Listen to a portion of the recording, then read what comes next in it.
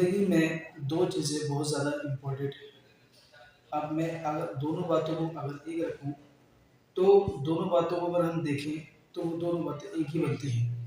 اس پرفتن دور میں، اس آزمائش کے دور میں، اس پریشانی کے دور میں، اس تکلیف کے دور میں ماں باپ کو بچوں کی شدید حاجت ہے، لیکن بچے اس چیز کا احساس نہیں کرتے اور ماں باپ تڑپ تڑپ کر اپنی جان دے دیتے ہیں۔ حالانکہ وہی ماں باپ اس چھوٹے سے بچے کو پال پوس کے بڑا کر دیتے ہیں، جوان کر دیتے ہیں اور محنت کرتے ہیں۔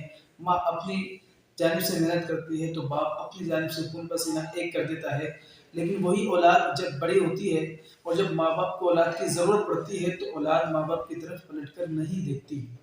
اور دوسری بات یہ ہے، اس کے برعکس بھی ہوتا ہے کہ جہاں پر اولاد کو ماں باپ کی تربیت کی حاجت ہوتی ہے وہاں ماں باپ اپنی اولاد کو ٹائم نہیں دیتے، تربیت نہیں کرتے، جس کی وجہ سے بہت بڑا نقصان اٹھانا پڑتا ہے اور اولاد در بدر ماری پھرتی ہے اور اولاد کو سکھ چین نہیں ملتا، محبت نہیں ملتی، پیار نہیں ملتا۔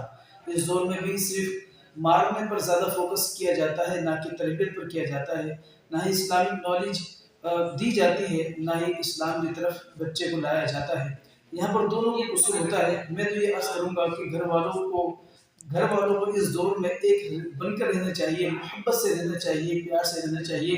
اگرچہ کچھ بھی تکلیفیں آ جائیں، آزمائش آ جائیں، لیکن اپنے گھر والوں کا ساتھ نہیں چھوڑنا چاہیے۔